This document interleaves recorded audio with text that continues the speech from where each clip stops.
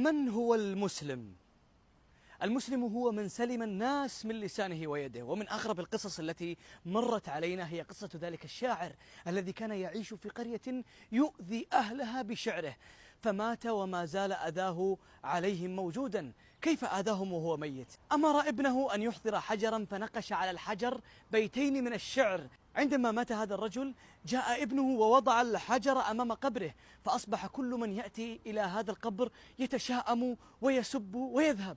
أتعلمون ماذا كتب على الحجر؟ كتب على الحجر: أيها الواقف عندي، اقرأ ما خط أمامك، ها هنا تثوي عظامي ليتها كانت عظامك. أعوذ بالله مما قال. عموما من أكثر الأمور التي تجنب الإنسان دخول النار هو أن يضمن ما بين شفتيه وهو لسانه، فإما بتلك الكلمة التي توقع صاحبها في النار 70 خريفا لا يحسب لها بالا، وتلك الكلمة التي ترفع صاحبها في الجنة 70 درجة وهي كلمة طيبة. لأجل ذلك دائما يجب أن نحرص على ألا نكون بذيئي اللسان. تخيل أنه في يوم القيامة يأمر الله سبحانه وتعالى للمغتاب أن يأكل جيفة ميتة لأنه كان يغتاب الناس. إخواني، لا يدخل الجنة نمام. كل هذه الصفات من أين تخرج؟ من هذا.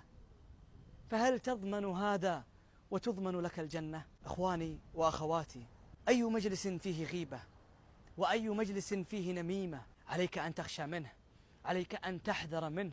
لماذا؟ لأننا خلقنا من أجل أن نعبد الله سبحانه وتعالى وأن نعتبر بغيرنا من الكذابين المغتابين النمامين المنافقين. فلأجل ذلك يا صديقي علينا أن نكون صادقين فيما نقول، لا نغتاب أحدا، لا ننمم بين الناس ولا ننافق بينهم أيضا. رحمنا الله وإياكم.